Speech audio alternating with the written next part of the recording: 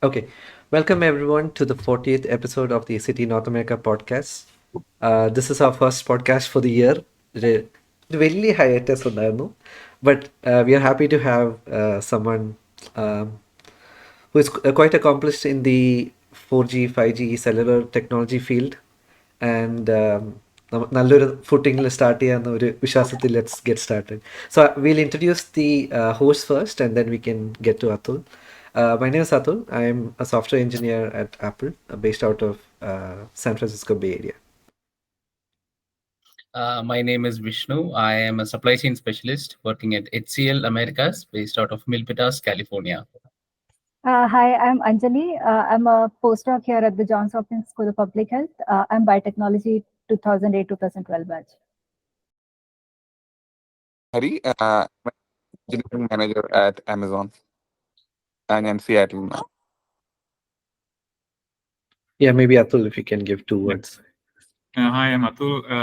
I'm based in Mountain View in the San Francisco Bay Area. I work for Samsung, and I'm a 2002 to 2006 electronics and communications graduate from SCT. And as Athul mentioned, so my background is in wireless communications, where that's the area where I spend the most amount of time. After SCT, I was working in Huawei in Bangalore for 3 years, and then I moved to Finland to do my master's and PhD. And in between, I was working with Nokia and NEC, and then I moved to the US to do an MBA. And then I continued on with Nokia in the US for a while, and I recently joined Samsung beginning of last year, so it's like 1 year in Samsung. And my background, most of my time was spent on like wireless research, product development, and then part of that was on like business strategy, technology strategy. But now I'm part of the open innovation team in Samsung, where we mainly look at technology partnerships and business investment opportunities for Samsung, mainly in the connectivity. I call it like anything related to networking and connectivity. So that's kind of the area where I look at today. So it's kind of a mix of technology and business, and it's an interesting role what I do now. Cool. Yeah, maybe Vishnu or Anjali, you guys can get started. But I'd like to start with a basic question, right? എന്തായിരുന്നു ഇലക്ട്രോണിക്സിനോട് ഇത്രയും passion? Because if you see, right, most of us, except for maybe exception of Anjali and Hari, most of us after electronics and communication, ഇങ്ങനെ ഒരു IT സെക്ടറിലേക്കാണ് പോവാറ് പതിവ്. So what was your motivation to stay deep into the electronics field? അതായിരുന്നു passion, അതായിരുന്നോ ബിടെക്കിന്റെ സമയത്ത്? BTech, so I think why I chose electronics. അന്നത്തെ സമയത്ത് എനിക്ക് തോന്നുന്നു എല്ലാവരും അത് വളരെ ബുദ്ധിമുട്ടുള്ള ഒരു ഫീൽഡാണ്, അല്ലെങ്കിൽ I think it was like maybe in a high demand during that period of time. I think it kind of gradually changed over time to more like computer science and IT. But I think that was my motivation. So I can't say that I knew a lot of electronics or what they call like deep tech today. But when I started my studies, I was really into electronics, and of course communication was sort of like the minor there, but that's kind of the area where I focused most amount of my career on. So I wouldn't say that I chose the field because of any kind of deep passion, but I got passionate. The field chose you. പഠിച്ചു തുടങ്ങിയപ്പോഴേക്കും പിന്നെ ഫീൽഡിനോട് വളരെ താല്പര്യം തോന്നി. അങ്ങനെയാണ് പിന്നെ അതിൽ തന്നെ continue ചെയ്തത്. So how did you get your first job at Huawei? Like a campus placement illalla Huawei. So was it like? Yeah, so in those days there was this organization which was organizing this kind of recruiting with companies. I forgot the name of that organization, but so Huawei was part of this. So they were sort of getting the help of this organization to do recruiting in Kerala. Basically, students from all over Kerala would come, and they would arrange all the practicalities. So I decided to give it a try. So I went from Trivandrum to Kochi. So the usual things, like they had a test and then they had interviews and all that. And so I think among all the interviews that I did, so I got an offer from Infosys also before that. And then later on, I did the interview with Huawei, and then I got an offer from there. And I think among all the interviews I've done, I think Huawei was maybe the most challenging one, and it seemed more interesting. And of course, like, in those days, the pay difference between the two was quite significant as well. So those were kind of the motivations. I don't know. Well, I heard that Huawei does not operate in India anymore. So I still keep in touch with a lot of my colleagues from that time. I'm really good friends with a lot of my former colleagues. But yeah. Yeah. Anjali, do you want to? Yeah. So ചേട്ടൻ ആദ്യം PhD ചെയ്തു. അത് കഴിഞ്ഞിട്ട് എനിക്ക് മറ്റേ ഫീൽഡിൽ എങ്ങനെയാണെന്ന് അറിയില്ല, ബട്ട് അറ്റ്ലീസ്റ്റ് എൻ്റെ ഫീൽഡിൽ PhD കഴിഞ്ഞാൽ ജനറലി ഒരു പോസ്റ്റ് ഡോക്ക് ചെയ്യുക, അല്ലെങ്കിൽ ലൈക്ക് റിസർച്ച് ആണ് പ്ലാൻ എങ്കിൽ പോസ്റ്റ് ഡോക്ടറൽ ഫെലോഷിപ്പ് ചെയ്യാം, അല്ലെങ്കിൽ ഇൻഡസ്ട്രി ജോബ്സിൽ അങ്ങനെ പോവാം. But I think you did MBA after that, right? So അത് ലൈക്ക് ഒരു എന്താ പറയുക, ലൈക്ക് ഒരു കാൽക്കുലേറ്റഡ് ഡിസിഷൻ ആയിരുന്നു? Like did you feel like PhD കഴിഞ്ഞിട്ട് അടുത്ത ഇതില് you might need the MBA? Like, എന്തായിരുന്നു ആ ഒരു decision making in the? Yeah, so ഞാനൊരു ഇൻഡസ്ട്രിയൽ PhD ചെയ്തത്. അതായത് ഞാൻ ബേസിക്കലി ഒരു കമ്പനിയിൽ വർക്ക് ചെയ്യായിരുന്നു. എന്നിട്ട് PhD was kind of part time that I was doing. ഫിൻലൻഡിൽ അങ്ങനെ ചെയ്യാനുള്ള ഒരു ഓപ്ഷൻ ഉണ്ടായിരുന്നു. അത് കാരണം അപ്പൊ ഞാൻ PhD തുടങ്ങിയപ്പോഴേക്കും ഞാൻ നോക്കിയ റിസർച്ച് സെന്ററിൽ വർക്ക് ചെയ്യായിരുന്നു. അത് കഴിഞ്ഞിട്ട് പിന്നീട് നോക്കിയ ടെക്നോളജീസ് എന്ന് പറഞ്ഞ അവരുടെ ആ സമയത്ത് അവർക്ക് കുറെ റിസർച്ച് ഉണ്ടായിരുന്നു. പിന്നെ അത് കഴിഞ്ഞ് ബെൽ ലാബ്സിലായിരുന്നു. അപ്പൊ so basically I was doing a industrial PhD where I was sort of essentially working full time in the industry. So I thought about a postdoc also after my PhD, but I felt like I was not so much thinking about going to a career in academia. And I think if you're interested in academia, I think postdoc is definitely a good idea to do it. But since I didn't have that kind of plans, I didn't want to do it. And after my PhD, I was like, I'm never ever going. So after my bachelor's, I'm never ever going to study anything anymore. Like, I'm done. Like, this is good enough for me. And after my master's, I knew that I need to do maybe something more. So that's why I did the PhD, because I was really interested in kind of applied research, what these corporations tend to do. So MBA was not really planned after my PhD. Well, that's not exactly true.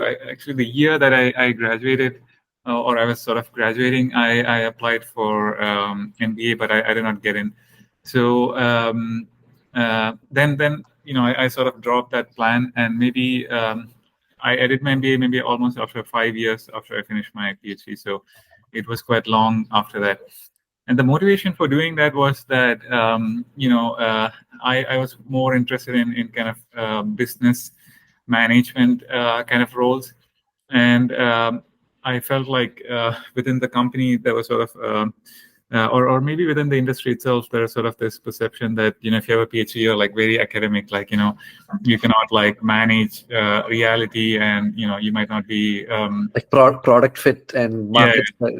Yeah, you might not understand. And, I don't blame anyone for that. I think that's kind of a very valid perception, because, what tends to happen in research, I guess broadly this is kind of a problem with engineers as well, but we tend to be so passionate about the product that we work on, or the ideas that we come up with, that we might not be able to look at it objectively and think that, oh well, is this going to work? Are there going to be any issues with this and things like that? So that I wanted to get away from that perception. So that's when I thought that maybe I should do a MBA. Okay. I think Hari, did you want to ask something? Yeah, so it's more like a clarification question. Samsung recently joined ചെയ്തു എന്നല്ലേ 1 year ആയിട്ട്. അതിന് മുന്നേ നോക്കിയയിലായിരുന്നു. Okay, that's an interesting shift, because at least with public, Nokia had a downturn, right, since a lot of years. But you are working in Nokia. So what was your work in Nokia, and how did Nokia motivate you to stay in Nokia during all these downturns? Yeah, that's a very interesting question. So I started working in Nokia when I was doing my master's thesis, I think in 2010 or something like that. And at that point in time, so Atul, interject here. So I think confusion is like Nokia handsets, Nokia technologies different, so maybe you can talk about that, because I think that's where Hari is. That's what I wanted to start off with. So when I started off, Nokia's main business was smart, like not smartphones, but the old feature phones. And I went through this transition where that part of the business was not doing so well. And then in 2014, they made this decision to switch to like the network infrastructure as their core business. So between 2012 to 2014, I was not with Nokia. I was with another company called NEC, and in 2014, I came back. So it was kind of interesting. Like, when I was with Nokia from 2010 to 2012, it was like this mobile device company. And then 2 years later, when I came back, it was a completely different company as a network infrastructure company. So I have always liked the culture in Nokia. So, if the question is like what motivated me to be in Nokia, and I think people are very open and nice. Helpful, and if you want to learn something, I think it's a great place to be. And I always say that I've earned 3 degrees when I was working with Nokia, or essentially they paid for 3 of my degrees. I did my master's thesis there, and when I was graduating from my master's, I was working with them. And then when I graduated from my PhD, I think 80% of my PhD, I would say they funded it. And then when I did my MBA, so in Finland, there is an option to take a sabbatical break, like a study leave, and go do an MBA. And after I graduated, I had the opportunity to go back. So so really good culture, a lot of learning opportunities. So I think these were the things that really attracted me to Nokia. And I think your work at Samsung is not completely like into the technical, like implementation kind of field, right? It's more like research and stuff. So maybe I think we'll come to that a little later. I had a question about like patents, and so for me, like having even one patent, like I was talking to Hari last week, അവനും പറയുന്ന ഒരു patent എങ്കിലും കിട്ടിക്കഴിഞ്ഞാൽ വലിയൊരു കാര്യമാണ്. So how did you get onto that journey of having, like, I think personally over 100 patents, like 100, 150. So what is that journey like? Was it like part of the culture of Nokia and all that motivated you to do that, or was that something that you wanted to do? Yeah, so when I was doing my master's thesis was when I filed my first patent, and I always say that the first patent what I filed was like the best idea that I've ever had. So I think that's when that journey kind of started. So in research, especially if you come up with a new algorithm or kind of a new method, it's important to protect it. So and one way to protect it is using patents. And so that's kind of my first sort of foray into that field. And then essentially for work you need to do a lot of patents. So patents are not done just for the sake of doing it, but it's usually done when you invent something new and you feel like that adds overall value to the industry, and when the company feels like, okay, this is something that's worth protecting, because patents are very expensive to file and maintain, and to get a grant and go through the whole prosecution and things like that. So I think so master's thesis was when I sort of got familiar with that process, and I was lucky enough to do research in a field where you could come up with a lot of new ideas, and in some ways impactful ideas as well. So ideas where you create something new, and then if it's something that impacts either the network or the device, then that gets implemented and hopefully provide some benefits to the end users as well. So whether it's like if you get like better user experience on your device, or better power consumption and things like that. So that's how I got started. And of course, like the culture of innovation is quite strong in the wireless industry. And of course, when you're in research, then you're sort of it's kind of almost obligatory to come up with new ideas, and if the ideas are worth protecting, then they need to be protected. So one follow-up to that. So patent licensing is like a revenue stream for some companies, right? So can you explain what that is? Like, what is that business model? Can you elaborate on that?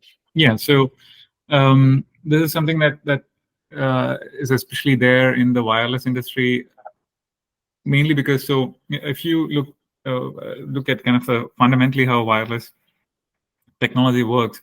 So in the old days, like the technology was extremely fragmented. So in Europe, there would be one set of technologies, and in the US, there would be another one. So if you had a phone that you had in the US and you go to Europe, then that phone doesn't work there anymore.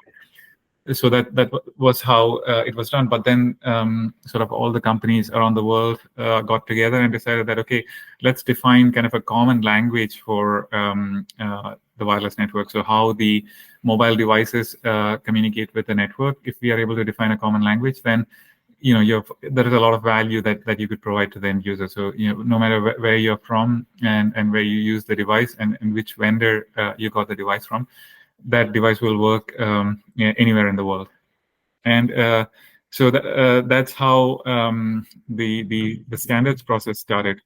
And of course, then to make this work, you need to do a lot of research. You need to understand, like, okay, how would this language actually be defined? And so then each company does fundamental research around this, and then they bring their proposals to the standards bodies, and then they get if the proposal, so if everything, if the proposal has some merit, and all the other companies think that, okay, yeah, well, this sounds like a good idea, then that technology could be part of the standards.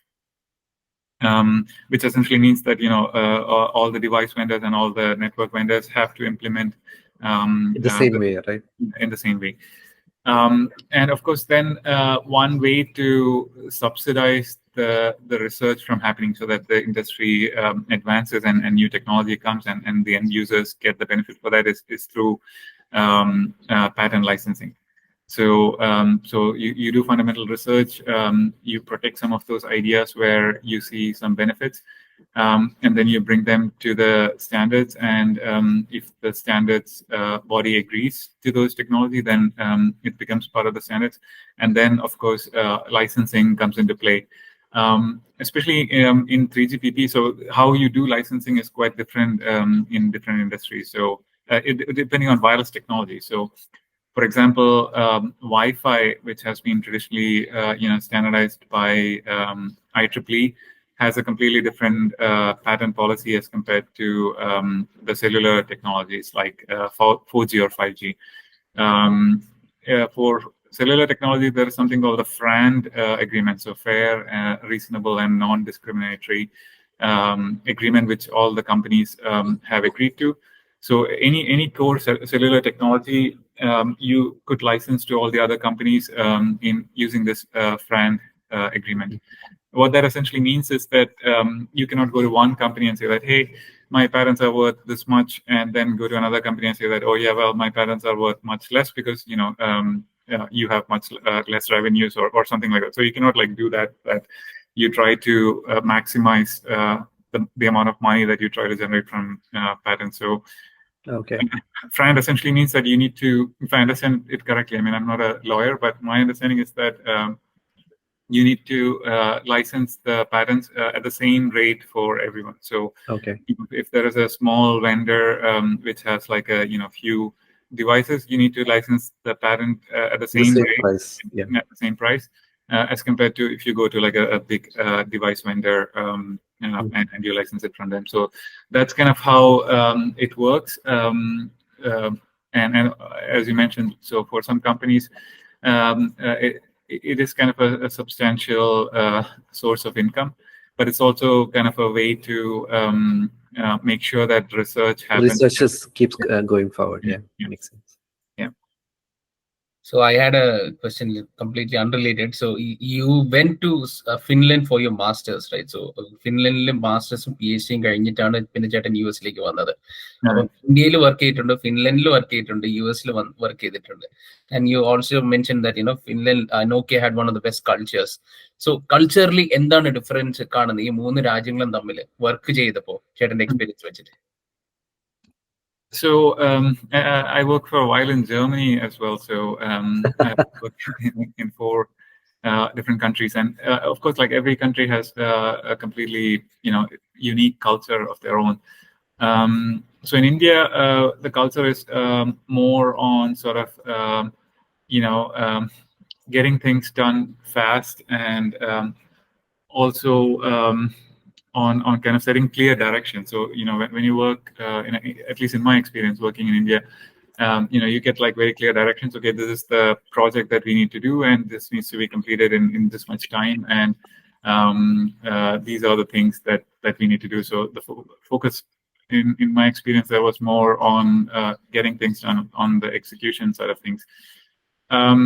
In Finland and in Germany, so the culture there was more sort of exploration. There was much more freedom in terms of what you could do, the areas that you could work on, and you could really shape the work based on your own interests. So there's like a little bit more freedom there. There are good sides to that, which is that if you're really passionate about something, you can explore different. You can experiment with different fields and then figure out what do you feel passionate about.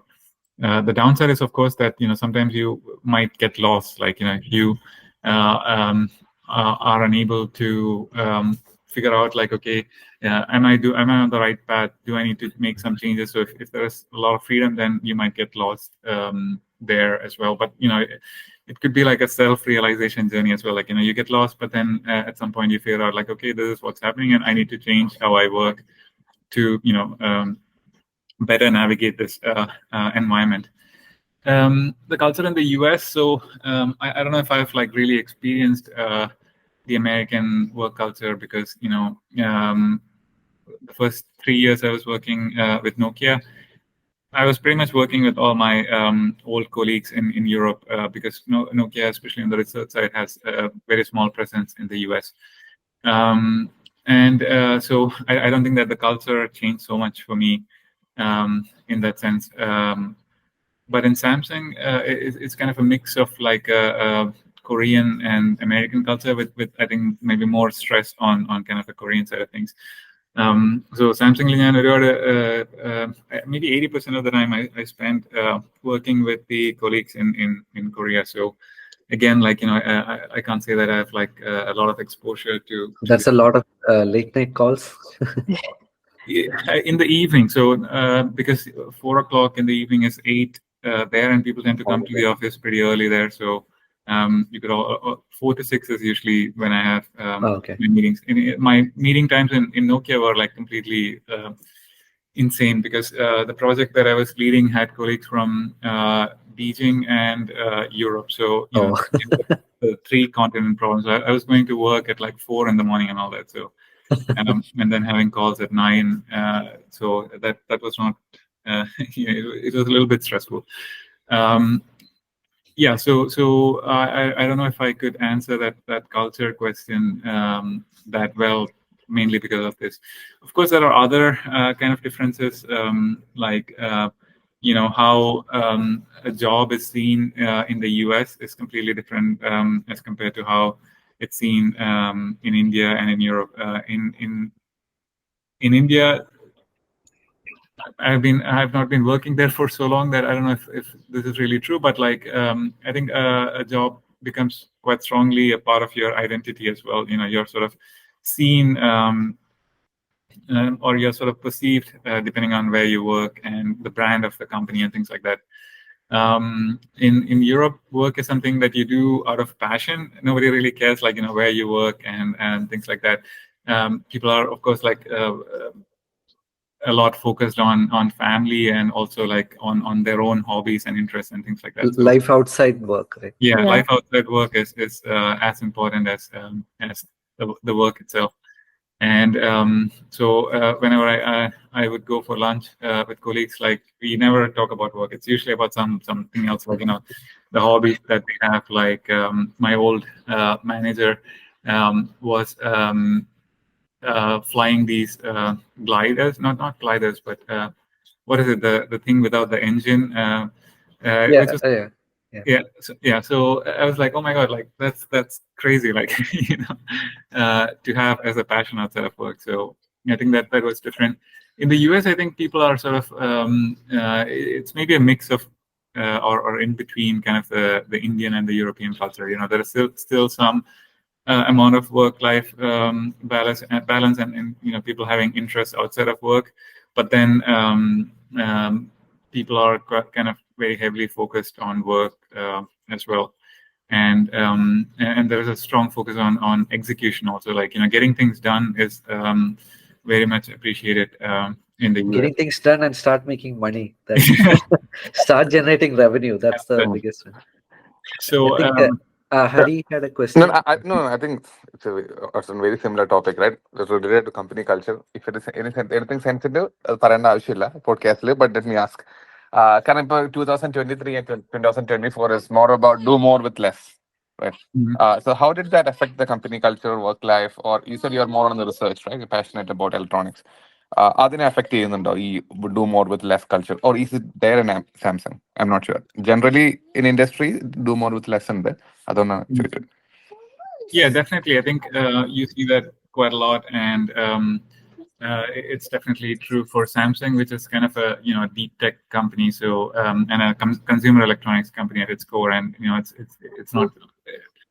Our company performance is also very much tied to how the overall economy turns out, and from what I hear, it's kind of the same with Nokia as well.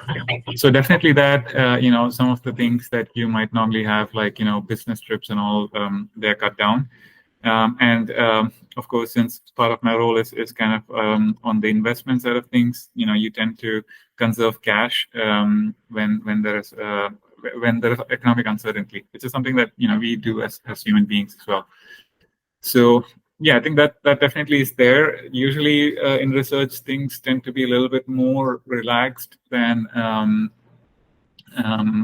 kind of the if it's on the product development or other industries. Maybe there is kind of more of an impact. I don't do research actively right now, but I'm part of a research organization, so maybe the impact is not as much as what's there.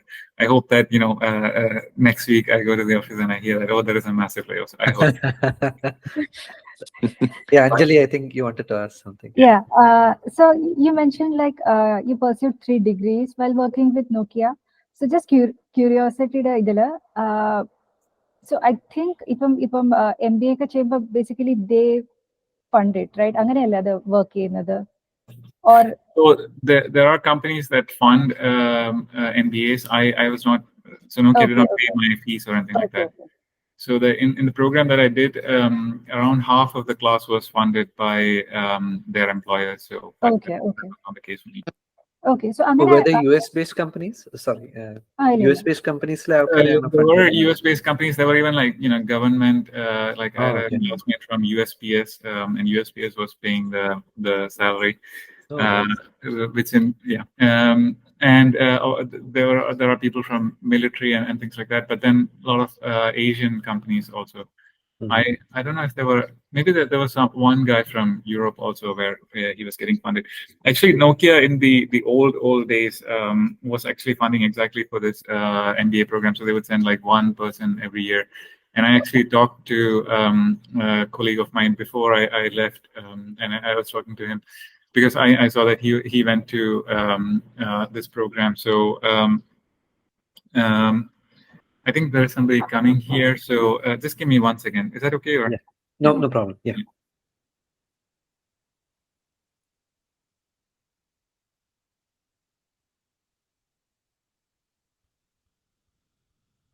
Sorry, Anjali, ഞാൻ interrupt ചെയ്തു. ഇല്ല കുഴപ്പമില്ല. എന്റെ ഞാനിങ്ങനെ എനിക്ക് ആ question ഓർമ്മ വരും, പിന്നെ അതിങ്ങനെ ജസ്റ്റ് ഞാൻ ബാക്കി സംസാരിക്കുന്ന കേൾക്കുമ്പം Yeah, feel free to interrupt also. It's fine. Yeah, I was just curious, like ഇങ്ങനെ ഈ company fund ചെയ്തിട്ട് like Right. ഇങ്ങനെ ഡിഗ്രിക്ക് പോകുമ്പം like company ആയിട്ട് എന്തെങ്കിലും clause ഉണ്ടോ, like you have to keep on working for ഇത്രയും കൂടെ സമയം അങ്ങനെ. Okay, yeah. Yeah, I know a friend, master's either. His company paid for his masters, and the Okay. plan was he would go back to India, but he married a white person from Florida and he settled in the US. He never went back. Okay. Yeah, Yeah, so Anjali. I heard your question. So Anjali, അതായത് company fund ചെയ്യാന്നുണ്ടെങ്കിൽ തിരിച്ചു പോകണമെന്നുള്ള, so yeah, half of my class was funded, and usually they have that kind of agreement that they need to go back.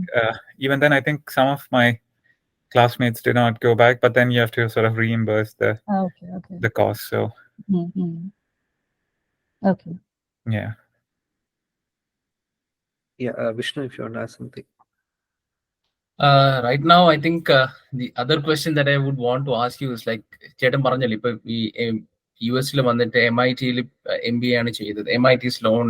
So was it like a technically focused MBA or was it an executive level, like sponsored by the company? എന്ത് MBA ആണ് ചെയ്തത്? Regular MBA ആണോ അതോ leadership development program പോലത്തെ MBA ആണോ? എന്ത് MBA ആണ് ചെയ്തത്?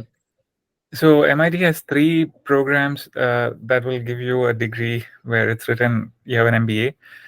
One is the 2-year MBA program, where you stay there for 2 years, and so that's kind of the regular MBA program. Then there is the Sloan Fellows MBA program, which is when you have more than 10 years of experience. You can ask them to cut down the length of your MBA program. So basically, you could do it in a year. It's a residential program, so you need to be there to do the MBA.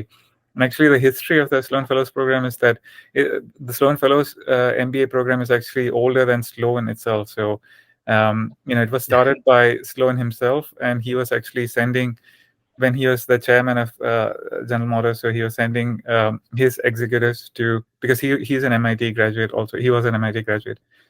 And so he was sending his executives to MIT to get some kind of a management education. So that's kind of the genesis behind the history behind the Sloan Fellows MBA program. So it's a 12-month program. You don't have any break in between. Your semester starts in summer. You take kind of all the basic courses in finance and economics, and all the basics you take during the summer. And then you join the 2-year MBA program on their second year. So then fall and spring, you will be with the regular 2-year MBA program. But then those are sort of mainly elective courses. So all the mandatory courses you're kind of done In the summer itself. Yeah. But then you have to be there 12 months. And in terms of the amount of credits you need to do, it's the same. So that's kind of the challenging part. So the amount of credits that you need to graduate in 2 years for the 2-year MBA program, you need to take it in 12 months for the Sloan Fellows MBA program. And so that's the program. And the third one is the executive MBA program. So that's a non-residential MBA program. So you don't have to be staying there. You could visit there. I think they have some weekend classes. I don't know exactly how the schedule works, but there are people who then travel in there or just attend classes remotely. How many years is that program?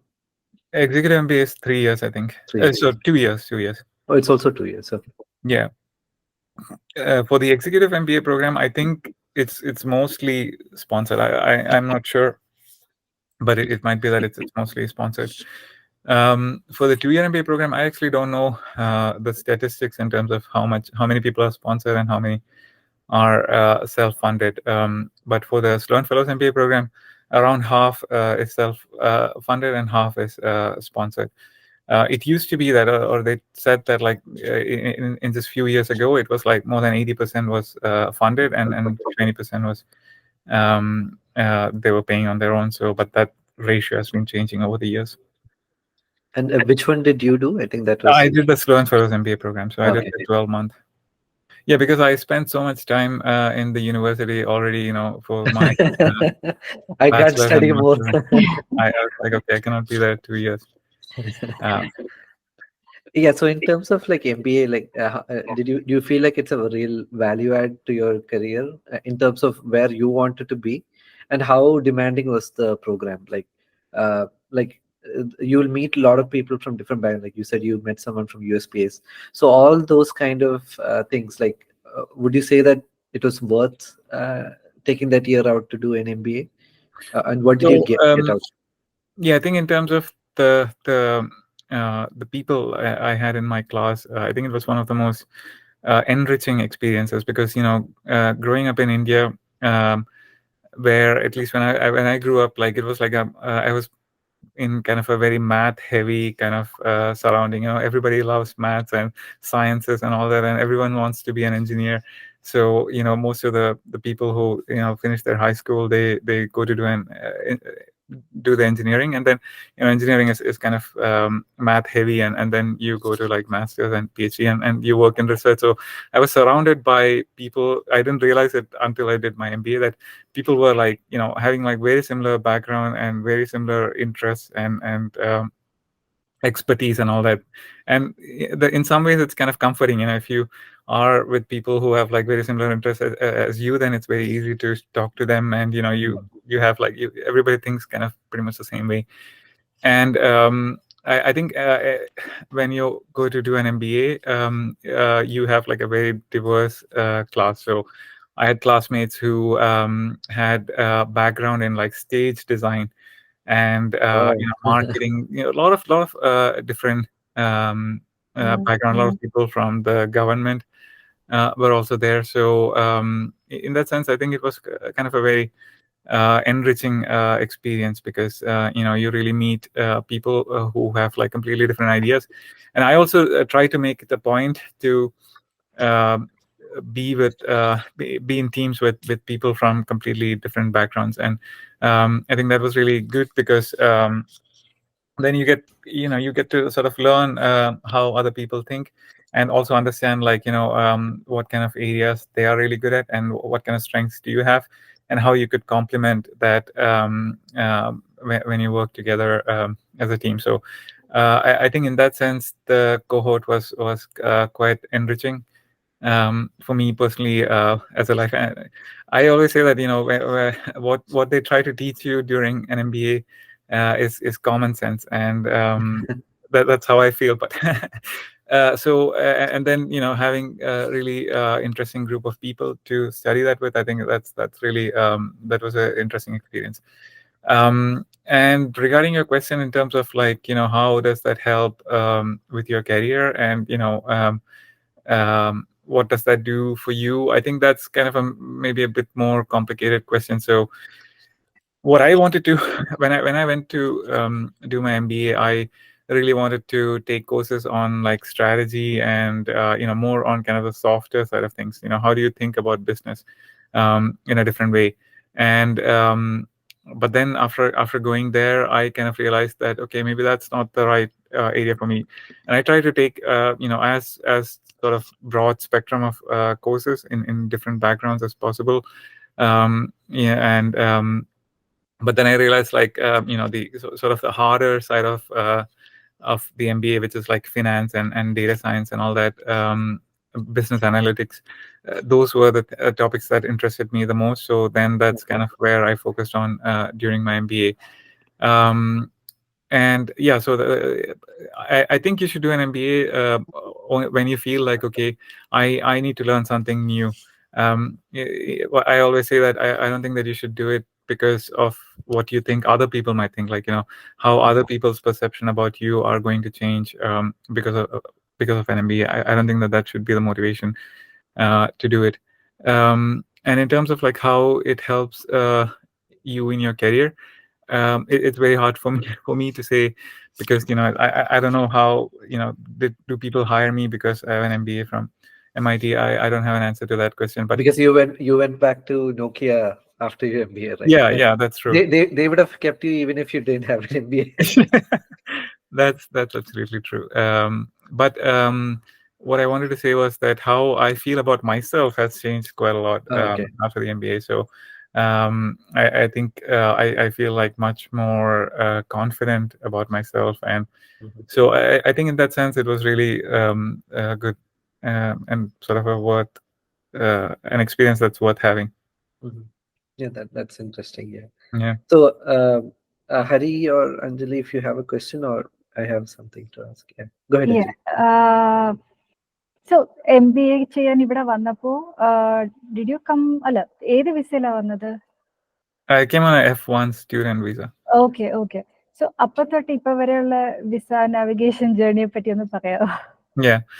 So having lived in Europe, where the visa process is extremely simple. So, moving from India to Finland was really simple. I just went to the Finnish embassy in Delhi. I still remember I went there with my dad, and there was like a huge queue there, and I was like, "Oh my god, do I really need to stand in this queue?" Then as we got closer to the embassy, we realized that the Finnish embassy was right next to the US embassy, and the US. The queue was for the US embassy. Okay. So, we could just walk in there. Oh, that's funny. Yeah, I think the visa process is much more simpler in Europe, and having my experience living outside of India, living in Europe, I never understood like how complicated the process could be in the US. So I think that was kind of a eye-opening journey for me, and of course for if you had known about this, would you have gone through the trouble? yeah, I probably would not have. So I find it truly like how complicated it is. But that's Yeah. also a little bit the irony, because it's very hard to explain it to someone. Like you cannot like go and tell someone that, hey, this is how it works, and yeah, well, this doesn't work like this, and this works like this. For an outsider, people will be like, that doesn't make any sense. Like there are so many people from India going to US. Like, well, you must be lying, or it cannot be that complicated because there are so many people there. So maybe I was also thinking in that way. So yeah, it's a good question. Like if I could go back in time and if I understood like how complicated the journey in terms of visa would be, then I don't know if I would have come. But then in some other ways, the journey was relatively easy for me as well. So I cannot complain too much. So yeah, after my graduation, I took the F1 OPT. That's how I started working in Nokia, and then I switched to the L1 visa because I was working for Nokia outside of the US, and yeah, so that switch was pretty straightforward. And then from L1, they applied for the EB1 green card, and it was current, for a while, and then I moved to the green card status. So in terms of like the EB1, like what is the requirement or eligibility criteria kind of for EB1? Yeah. So there are three subcategories within EB1. There is EB1A, which is the extraordinary ability. Then there is EB1B, which is the outstanding researcher or professor. And then EB1C, which is an international manager. So the process that I could talk the best about is EB1B, because that's the process with which I adjusted the status. And I was working in a research organization, so it was kind of straightforward. EB1A and B has very similar requirements, but EB1B has maybe lesser sort of there is less stress test than EB1B. EB1A you could self-petition as well, so you don't need an employer to do that. EB1B, your employer needs to file. There are good sides to that, and there are downsides to that. The good side, I think, is that it's a little bit straightforward process, maybe less. I think it was kind of a straightforward process. So EB1A, there are I think 10 broad criteria that you could find on the USCIS website, and you need to meet 3 of those broad criteria. But you need to sort of explain that very well, like why do you fit into those 3 criteria, and based on your background, you can pick those 3 from the 10. And how it's described is very vague, so you need to sort of use quite you need to get a help of a lawyer to explain that in kind of a strong way. EB1B, if I remember correctly, there are 6 criteria, and you need to meet 2 out of those 6. Okay. Yeah, so then going into this EB1B, so if you have written a book, or if you have a lot of publications, and if you have a lot of patents and things like that, which is of commercial value, it is easy to prove relevance for that. And I think there are similar criteria in EB1A as well. So I started off with this EB1A journey, which sort of helped me understand like how the process works. I found a lawyer on my own, or somebody that my university had recommended. But as mentioned, so I adjusted the status using the EB1B. So my company did that for me. How you usually prove the eligibility is through this recommendation letters. You need to get it from a group of like experts from around the world. In the field, right? Yeah. Within your So I was lucky enough, over the years to know different professors and other experienced researchers in my field from around the world. So I was able to get those things, and then of course my lawyer sort of put everything together and submitted the application, and luckily it went through. I think your lawyer must have been very happy because your profile kind of fits the EB1B category, because some people look at the other way. How can I fit my profile to get EB1B? But yours was the other way. Okay, I have this profile and it fits very well with EB1B. So I think it was from the other side. Yeah. Yeah, it was kind of a funny thing in a way that like so over the years, I've had mixed feelings about research, and when I came to the US, and I've had mixed feelings about doing a PhD as well. And when I came to the US, and when I went through this process, I was like, oh my God, like there was some meaning. Yeah, the capitalists found your profile worthy. Yeah. Vishnu or Hari, if you want to ask something. No, I'm good.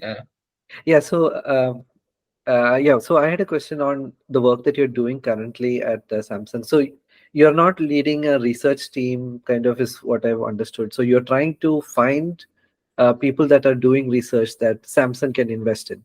So can you talk a little bit about VC investing from a company perspective? So the way I understand it, you don't have limited partners, GPs and all. You have a fund, Samsung has a fund, and you're trying to find out new companies. So can you explain that process in a very simple way? Because I don't think a lot of our viewers or even our colleagues know about like VC investing generally. So maybe if we can talk a little bit. So just to clarify, I'm not part of so Samsung has a corporate, they have two corporate venture arms. I'm not part of the corporate venture arm. But to your question, so yeah, so one of the key ways in which we do partnerships is through strategic investments, and the investments are actually executed by our venture arms. But as you mentioned, so the different business units would have like a LP sort of status within the venture arm. So, but maybe in a very simple way. So, a lot of times in big companies, we would be interested in new and disruptive technologies that we might not be looking into ourselves. And so then we need to find interesting experienced people who would have that kind of a experience, like developing those products or other solutions and things like that. And one way to encourage them to partner with us would be through some investments. So I don't know if that answers your questions, but yeah. So I think most big companies have the corporate venture arms, and different companies structure it different in different ways. So some might be like having more independent operation and might be focused more on like financial returns, but some companies would be really focusing on kind of strategic investments where they see that, okay, this is an interesting area where this startup or a small company is working on, which might be important for us, in the long run, right? Yeah. So so my main role is to find these kinds of new technologies that are coming up, and then to see how we could partner with them. And one way to, as I mentioned, partner would be to make some investments. But the actual execution of the investments are done by the CVCs in itself, in terms of like doing financial due diligence and things like that. Mm-hmm. So this is a completely different role for you, right? So how did you learn on the job? What were some challenges that you faced in terms of? I think it's a mindset difference also, right? Because you are mostly into research and like getting stuff done. Now you have to go find people who are getting stuff done. So was that like a challenge for you, and how did you? Yeah, I'm still learning about this role, and how I could do well in this role. And I think one of the main challenge has been sort of the people element. So a lot of times when you talk to startups, startups are always like looking for opportunities to generate revenues, because they're burning through cash. And the founders have and people who work there have taken a huge risk, so they really need to generate business. So then when you engage with them, how do you determine whether it's kind of a valuable engagement for the company in itself? Because sometimes people tend to say that, yeah, we can do everything, like you ask us anything and we can do that. So Yeah, Musk has been promising full self-driving since what, 5 years now? yeah. So and then getting people to pay for that, that's something that startups need to do, or even like in Musk's case, like a big company. So the people element has been maybe kind of a biggest sort of learning experience for me. So how do you meet people, and how do you sort of determine whether what they say they can do is something that's real, and even the things that they're able to do. So uh, having been part of a big company doing a lot of research ourselves, um, it's very hard to imagine that, okay, I go and meet a company where there's like two people and they have something that's like so disruptive that a company with like, I don't know, 100,000 or 300,000 people Are not able to do, right? yeah. So I think the people element, and then understanding sort of these kinds of the software side of things have been the biggest sort of learning journey for me. But of course, having kind of background in research and R&D and all that, understanding technology is a little bit easier for me. And of course, like and the other thing, so I was talking to one of our somebody who heads our VC, one of the VC arms, and one of the advice he gave to me was that, like, you cannot go and bother startups all the time. Like, you cannot say that, hey, let's have 1 hour meetings every day for the next 1 month or something like that, because time is extremely valuable for them, right? Yeah. So having a limited conversation with startups, and then making this determination, like, okay, what are they doing, what is kind of the fundamental value there, and how does that add value to Samsung. I think that's kind of what I've been trying to learn. And so that's one piece, that's kind of talking externally to the other companies. Then the other challenge is that within the company, everybody's busy, right? Like, if you think about your daily job, like, you have things to do, you have things that you need to finish. You cannot just go and tell the R&D team that, hey, I found this really interesting company which is doing like this really disruptive stuff.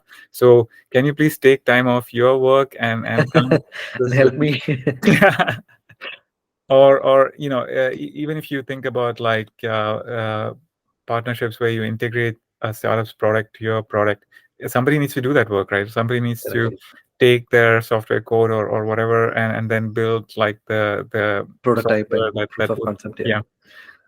All of that takes time and effort and things like that. So how do you craft a compelling story which motivates them to do that? I think that's kind of the other side of the challenge. And then, of course, if you think about like actually driving strategic investments and all that, like in this economy where cash is nobody wants to sort of give up cash because of all the uncertainties that are there. So I think that's kind of the other challenge.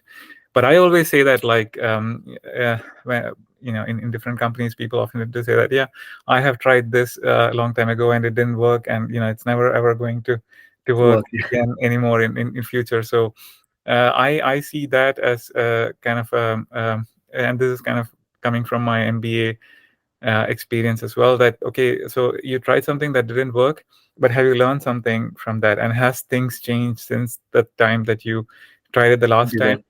Where you Uh, can try it out again, right? yeah, exactly. So those are the things that I try to do. So having like a compelling story. So if we have done that before but it did not work and somebody else is doing that and it seems to work, so then try to understand like, okay, why is it working now?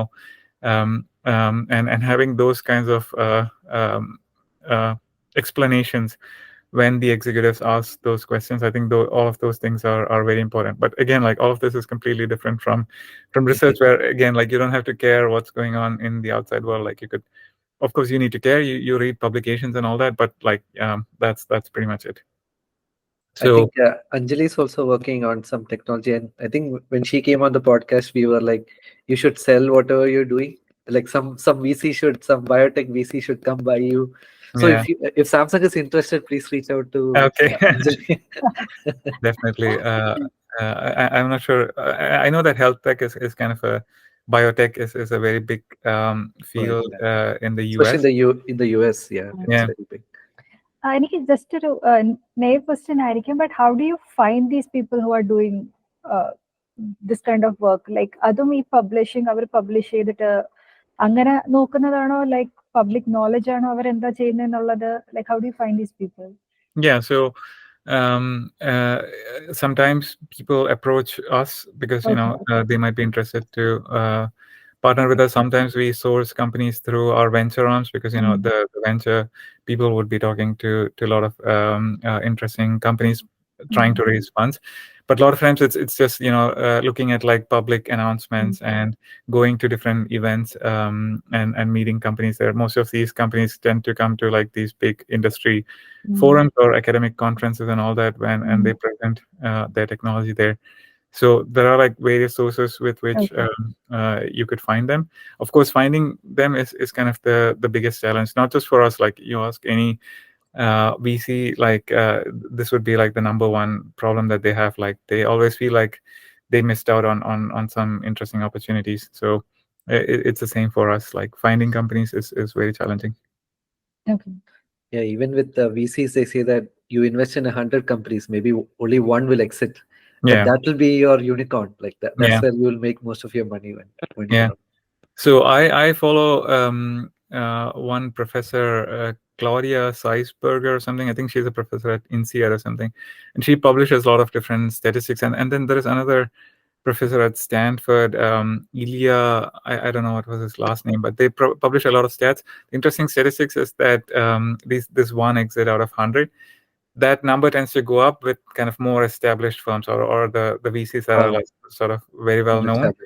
And the number tends to go down like even below 1 in sort of VC firms that might not be so popular. So there is a huge variance even in that. So it's a pretty risky business. So again, in finance, I've been really interested to understand this a little bit better.